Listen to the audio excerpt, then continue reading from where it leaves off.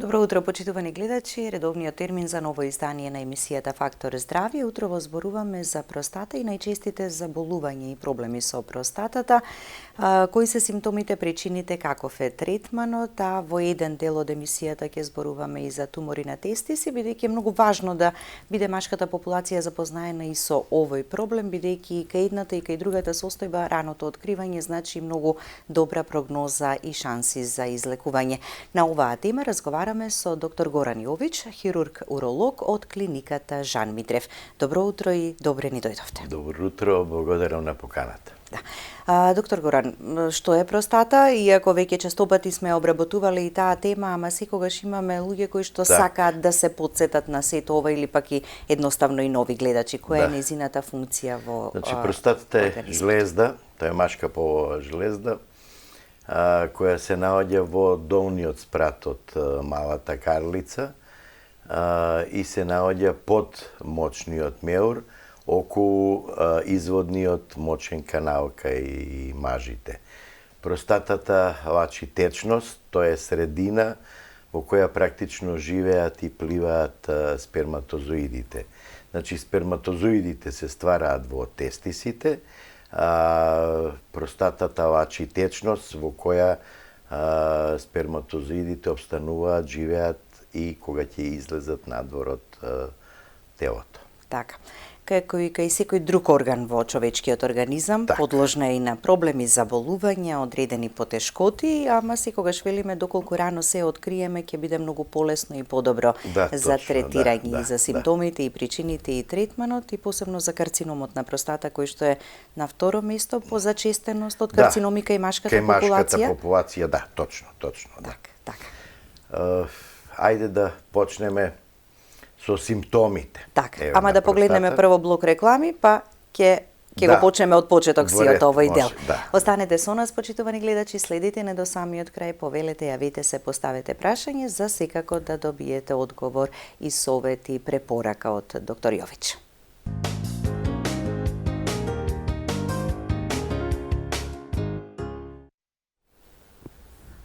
Со доктор Горан Јович, специјалист хирург-уролог од клиниката Жан Митрев, зборуваме за простатата, болестите на простатата, карциномот и туморите на тестиси.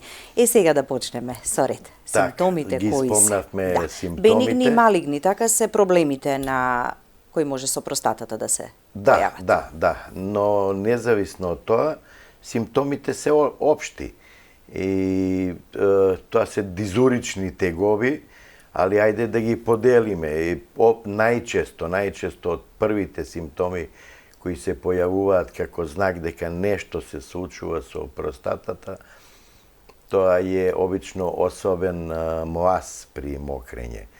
Значи, нема притисок кога излегува урината од мочниот канал, но видете, и тоа настапува постепено. Така да практично пациентите почнуваат да живеат со овој симптом, се навикнуваат и они практично забораваат како мокреле пред 15 или пред 20 години. Така да мислат дека е тоа нормално, дека е така со годините, едноставно почнуваат да живеат со овој симптом и понатам не се јавуваат на преглед. Сега веќе почнуваат другите симптоми. Зачестено мокрење, ноќно станување, печење при домокрување, жарење, палење во мочниот канал. Веќе кога ќе почнат овие посериозни симптоми, тогаш или евентуално и болка, која може и обично се јавува како последна од симптомите, се јавуваат на преглед кај уролог.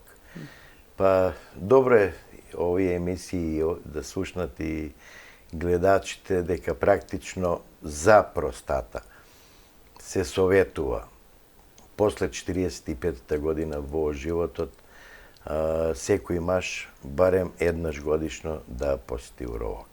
Така, а кај оние кај што има фамилиарна историја на карцином веќе присутен? Треба малку порано да почнат со редовни прегледи? Да, обично или зборувам сега без икакви симптоми, отприлика тука негде возраста, но било каков симптом и порано, нели, кога ќе почувствува нешто, затоа што, пазите, например, едно воспаление на простатит, може да се јави и кај млади луѓе.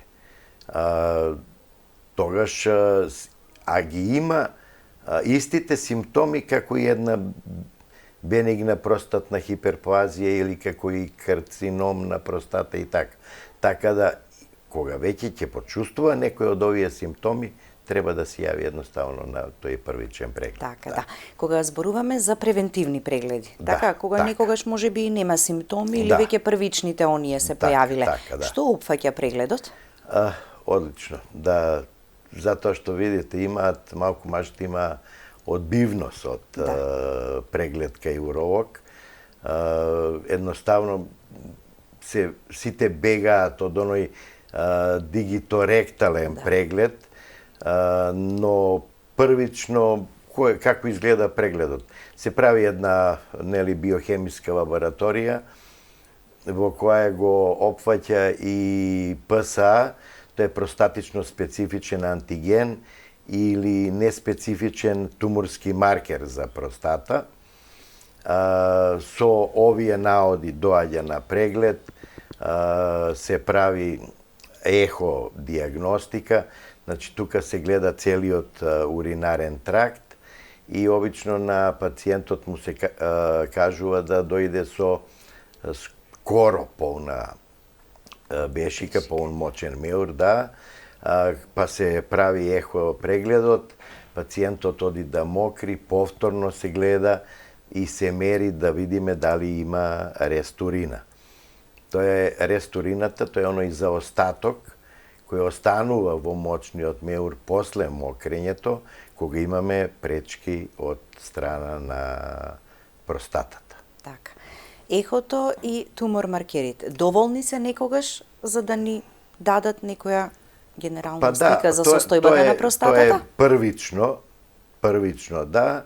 А потоа следи нормално и неминовниот дигиторектален преглед, кој ни покажува отприлика, одма урологот има визија отприлика колкава е простатата, покретна, ограничена од околина, тврда, има чворови, нема чворови и во зависност од тоа понатаму следат другите испитувања. Сега, да кажеме, доколку се посомневаме на малигно заболување на простатата, тогаш би требало да следи, и ќе го спомнам, ПХИ индексот, кој во последниве години се работи во нашата држава. Што е тоа? Тоа е споредба, да, тоа е споредба меѓу тоталниот ПСА и слободниот фри ПСА. Се прави еден математички алгоритам и по тој се одредува можноста за појава или за можноста дека има карцином и има карциномски клетки во простатата во проценти. И практично тоа ни е една, буквално сликовито ќе го представам, пациентот и урологот стојат на една раскрсница, доаѓа овој ПХИ индекс и тогаш се одлучува дали да се прави биопсија на простатата или тоа ќе го оставиме за покасно. Ова е добро да се направи пред биопсијата, затоа што самата биопсија е инвазивна метода. Како се прави биопсијата на простата? Се прави под ехо, со ректална сонда, значи преку ректум, се влегува со ехо, се гледа простатата и се зима ткиво во најмалку од 12 одредени полиња во простатата, колку е болна. Можда е повеќе непријатна, бидејќи се работи во една локална анестезија, болката. Болката е боцкање со игла. Да кажеме, тоа нешто е што би можело да почувствува пациентот, но нели реков сепак е инвазивна метода и треба точно да се одреди кога ќе ја направи урологот. А и со ова што претходно го споменавте, веќе можеме да добиеме, може да се добие така одредени информации, дали треба да се прави дали треба да ја направиме таа Так. биопсија на простата или не. Бидејќи видите, го спомнав простатичниот специфичен антиген, ПСА. И најчесто се врзуваат така мажите со ПСА. Со Многу им ПСА. значи нели дали се Точно. високи вредностите, дали се во Точно, границите да. на нормално. Да Ма што кажеме, значи кога едната или другата состојба? Така. Имаме некоја си референтна вредност до 4 нанограми на милилитар. И сега ќе ни дојде резултат 5, 6, 8, 10, 15. Веќе настанува паника кај пациентот, готово, јас имам карцином. Не е точно тоа, бидејќи едно воспаление на простата исто така знае да го покачи простатично специфичниот антиген. Воспаление во предел на ректум, воспалени хемороиди, па се пренесе воспалението и на простатната жлезда. Исто така може да делува тој процес иритативно и да го зголеми нивото на ПСА. Но тоа не значи со сигурност дека кај пациентот се работи за карцином на простата. И затоа се потребни сите овие исследувања. Тука веќе сега ќе ја спомнам и магнетната резонанца со искусен радиолог и добро читање на магнетната резонанца, исто така да кажеме со 80-90% сигурност може да се каже дека се работи за карцином на простата. Но точно диагностициран карцином на простата може да се диагностицира исклучиво преку патохистолошки навод, тоа значи со трансректална ултрасонографска биопсија. Така. Зголемената простата, како проблем кој што ќе се јави. Так. Доколку се третира, се лекува, така може некогаш да премине во некоја посериозна состојба, ако е ставено настрана, да не се третира? Да, А што значи пак и третманот на зголемена простата? И како, значи овака сега, простатите, нели, болестите на простата ќе ги поделиме на воспалителни процеси во простатата, бенигна простатна хиперплазија и карцином на простата. Прво треба, нели, нормално да дојдеме до диагноза, а потоа и лекување. Доколку не се лекува, они сите, да кажеме, сите овие болести кои ги спомнав и на крај доведуваат може да доведат до комплетна ретенција на урината во мочниот меур. Претходно спомнав, во првичниот преглед ние со еходиагностика мериме рест урина. Тоа значи дека пациентот оди мокри, но не може да се измокри до крај. И така, она чувство на недоизмокреност, така па има чувство на недоизмокреност или може и да нема чувство затоа што пациентот едноставно почнува да живее со тоа и се навикнал на тоа чувство, па и нешто не му значи. Но голема ретенција, задршка на урина во мочниот меур почнува да прави рефлукс, враќање на урината према бубрезите и ги става овата бубрега во застој. Значи може да доведе и до хронично оштетување на бубрезите. Веќе сега тука имаме уште еден друг посериозен проблем. И затоа е навремено решавање на болестите на простата. Така, да. А и го нарушува квалитетот на животот тоа во секој случај, меѓутоа зошто да не се ослободите од сите тие потешкоти и полесно со еден преглед кој што ќе укаже понатаму што треба да се презема. Така. Еве, понатаму, да кажеме... Дали имаме гледач на линија, да го вклучиме и да го слушнеме прашањето. Добро утро, повелете. Разговарате со дипломиран инженер радиолог, кој работел 37 години магнетни резонанси. Зашто уролозите вие, воопште во Југославија бивша, али се во врската, не цените да не треба да се пунктира простата? Зашто? Следете, бактериите, колибактериите преку дебелото црево, вие комотно преку крвта ги обризгавате во вишиците на срцето. Добро. Сам го ја доживел, али не сум дозволил да ме пунктираат. Ја имам ПС 25. Така. А сам човек на 81 година. Во ред. Убаво слушнавте, така и јас не успевав да слушнам до крај. Во ред ви благодариме и доволно е така ова што... Да, вака, ќе ви објаснам, ние не избегнуваме. Јас ја спомнав магнетната резонанса како една диагностика за диагностицирање на карциномот на простата. Но секогаш ни останува некој процент да не можеме со сигурност да тврдиме дека тоа е карцином на простата.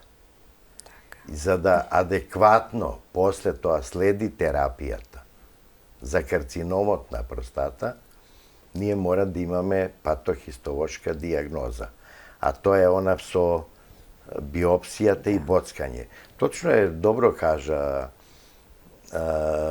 колегата, дека можност за внесување на инфекција и на бактерии од ректум во простата постои како една компликација после таа трансректална биопсија, но Ама внимателно се прави сето тоа и кога е единствен начин така за да дојдеме до точната диагноза. Точно. Бидејќи секогаш имаме да кажеме можни компликации после таа биопсија на простата.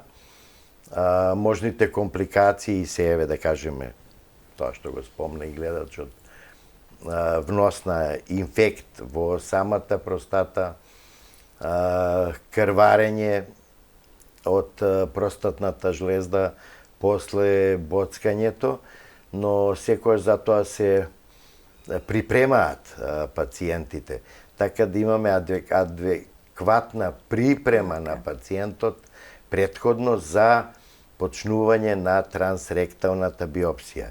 Тоа е со претходно прочистување на дебелото црево, земање претходниот ден исклучиво само течна храна, па прочистување и адекватно припремен пациент се подвркнува на трансректална биопсија. Така. Тие претходни подготовки кои што нели му се воочуваат на пациентот, што треба да се направи пред да се направи и самиот преглед, а потоа нели интервенциите ако треба. Ќе погледнеме блок реклами, уште еден, па ќе продолжиме понатаму со разговорот. Останете со нас, почитувани гледачи.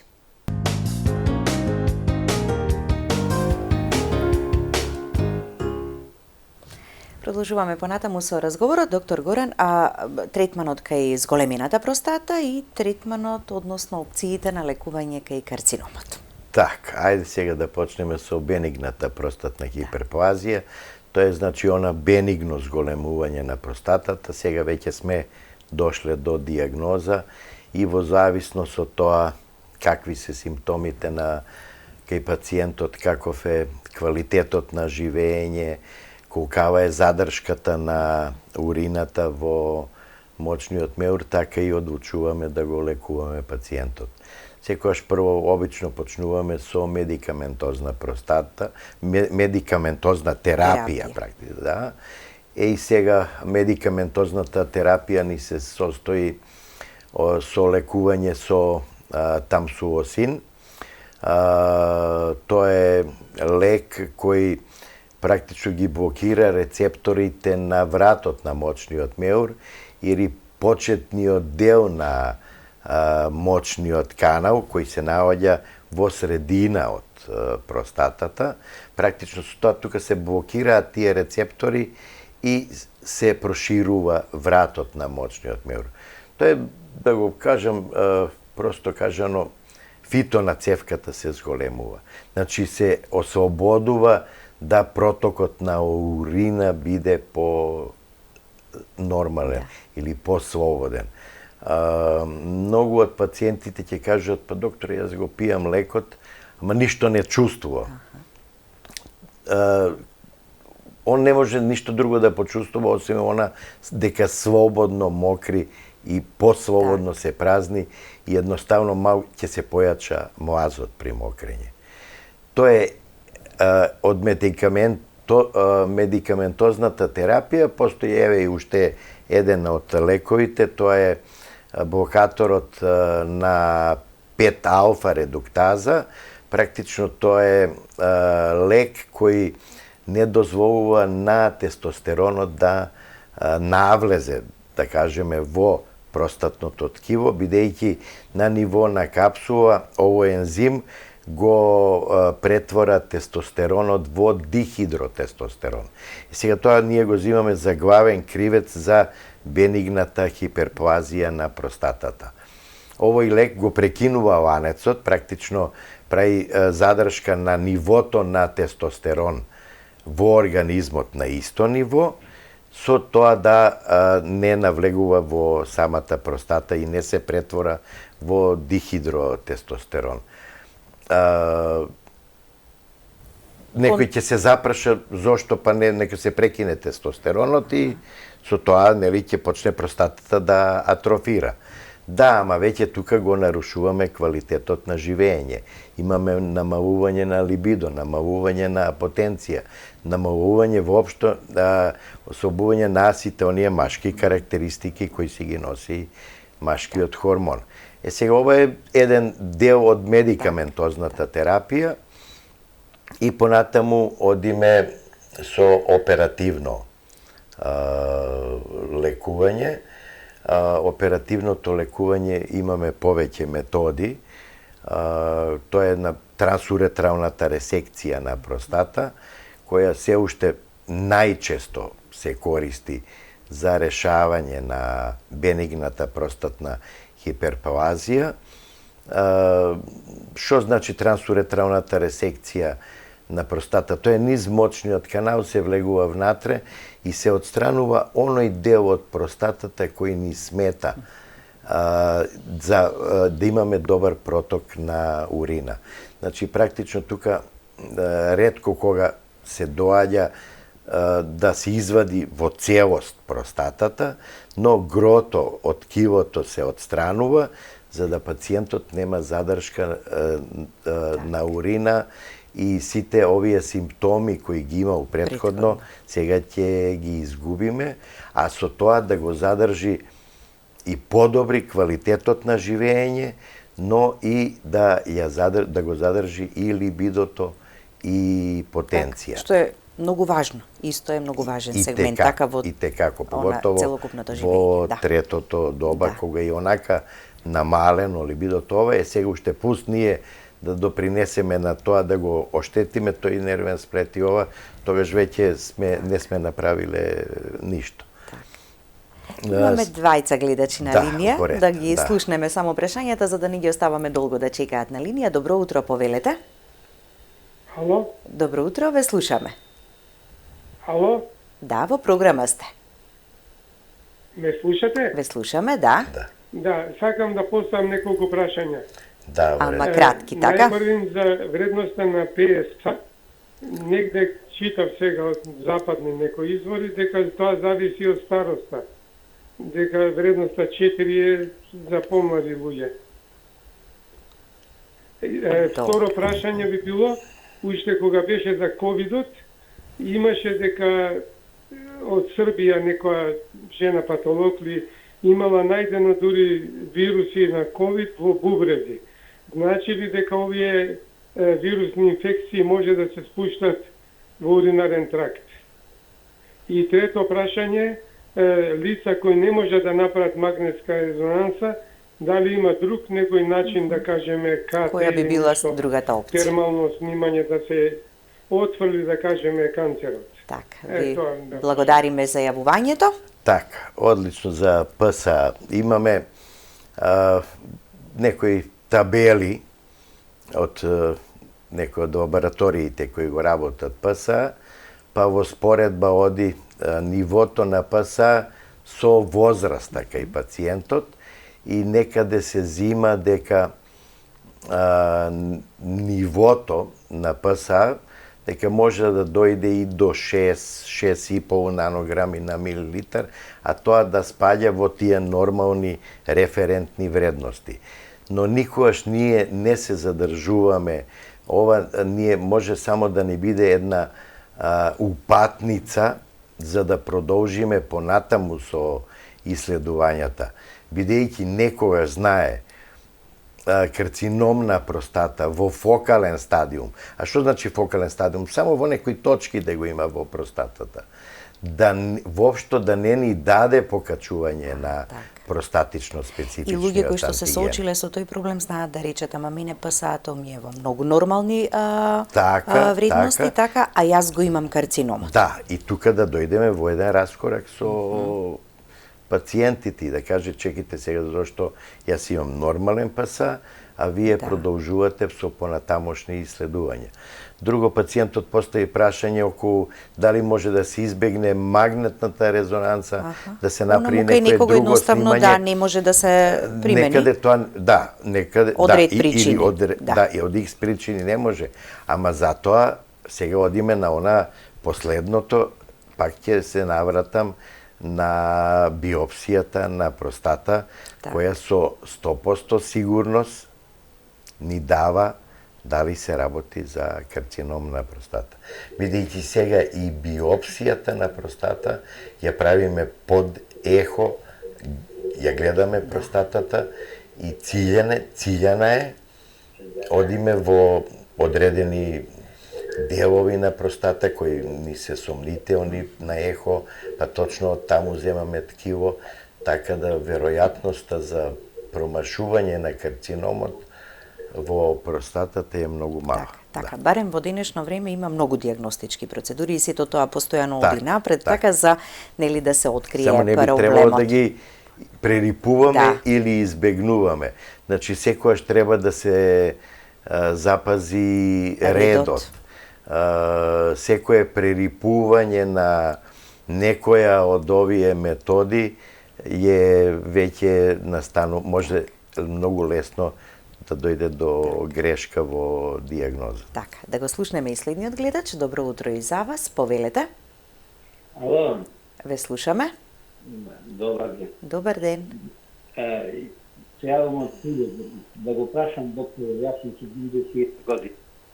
Имам проблем што попуска мокри. Имам направен деко поца на простатата и на PS3.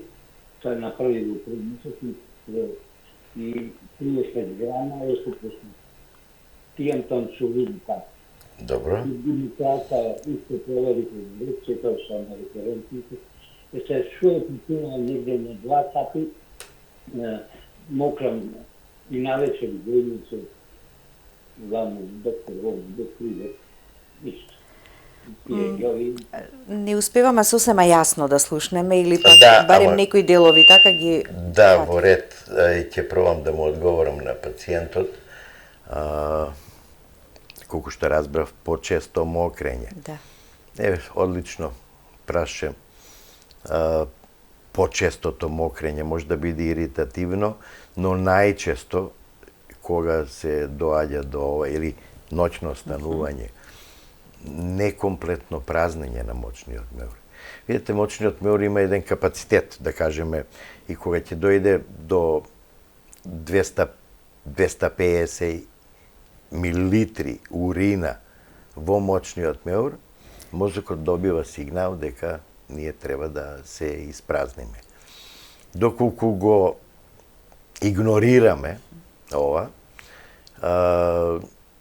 и одложуваме, доаѓа до надополнување, па се веќе количината се покачува на некои си 300, па и 350 милилитри, веќе следниот нагон е многу појак него овој првиот. Оди пациентот се празни. Останале 100 милилитри во мочен меур, кој не ги изфрлил. Следниот нагон ќе се надополни за уште 150 и повторно добива нагон за уринирање. Со тоа, затоа и честотата на мокрење многу почеста, бидејќи он не се празни до крај. Ни кажа пациентот исто така дека користи тамсуосин. Да. Сега тоа значи дека тамсуосинот не ги отклонува симптомите, веројатно и празнењето не е добро. И затоа треба повторно да се види така корекција на терапијата. Или корекција на терапија, да се погледне и цистоскопски и да се одлучи дали треба да се подвргне на оперативно лекување. Така. Да го слушаме и последниот гледач за ова утро. Повелете добро утро, само ќе ве замолам ако може пократко, бидејќи сме веќе на крајот на емисијата. Повелете. Ало? Добро Добар утро. ден. Повелете или добар ден. Ке ве молам за едно прашање до доктора. Да, во ред. Пием Танис, ути БПК и Фимпрос. Мокрењето ми е супер, мислам да не станувам често навечер. Либидото сосем во ред ми е. Меѓутоа, доктора сега ми ги намали ПСА-та 1,27. Ми ги намали, ми ги скрати ствари Фимпросо и ми дава дустерит да пием. А прочитав по дустерот на многу мажи се појавува рак на простатата, што го пие дустерот. Голема е веројатноста. Што ми препорачувате вие? Дали да продолжам со Фимпросот или да го земам дустерот? Видете, ви благодариме. Фимпрост е финастерит, ова е дутастерит. Тоа е истата група на лекови, едниот и другиот делуваат она што претходно го спомнав, блокирање на 5-алфа редуктазата или тоа е ензимот кој го претвора тестостеронот во дихидротестостерон. Но сигурно дека не е лек кој може да предизвика карцином на простата. Ние не можеме да кажеме што го предизвикува карциномот на простата, но имаме повеќе теории, претпоставки дека тоа може да биде од чести воспалителни процеси на простата. Генетика тука е во прашање и икс други фактори, исхрана, зрачење и многу други фактори. Карциномите некако како да нема конкретни причини, така. За да кажеме, поради, со сигурност да кажеме, дека баш поради тоа се појавил карцином на простата, сигурно дека не. Добро е тоа што имаме сега една добра диагностика, за да на време го откриеме карциномот на простата и лекуваме. Да подигнување на свеста, нели за редовни прегледи превентивни, многу сме веќе на крајот на емисијата, ајде само во една реченица ако може. Да искористам во контекст на ова околу терапијата за карциномот на простата. Значи доаѓаме до диагноза на карциномот на простата и тука веќе одлучуваме заедно со онкологот дали да се оди со хормонална терапија на лекување на простатата или да се оди оперативно со радикална простатектомија и потоа следење на болеста. Но повторно и затоа и ќе спомнам во корист на времето ќе скратам малку, но ќе спомнам дека на време и рано откриениот карцином на простата можеме да рачунаме дека е скоро 100% излечива болест.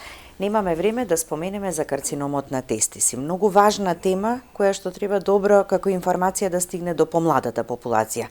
Само прегледот кај мажите, така, да. е нешто што би ни укажало на некаква промена или Точно. ќе ја оставиме оваа тема за една цела емисија да видете, посветиме? ја мислам дека и би можело и во следна емисија комплет да го посветиме ова, него едноставно ќе кажам апел до поготово помладата популација, бидејќи туморите на тестиси се појавуваат кај помладата популација.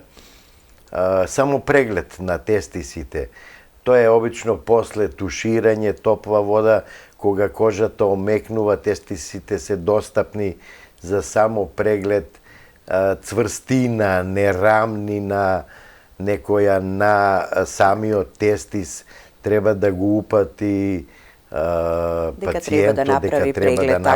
секоја некоја промена. Не мора да значат Не тие значи промени дека нешто е тоа сериозно, тумор ама на тестиси, така, него е добро да се направи преглед. Така, да. ви благодарам за гостувањето. Ви благодарам и вас на поканата. Благодарност и до вас, почитувани гледачи, за вниманието со кое не следевте. Останете и понатаму со програмата на ТВ24.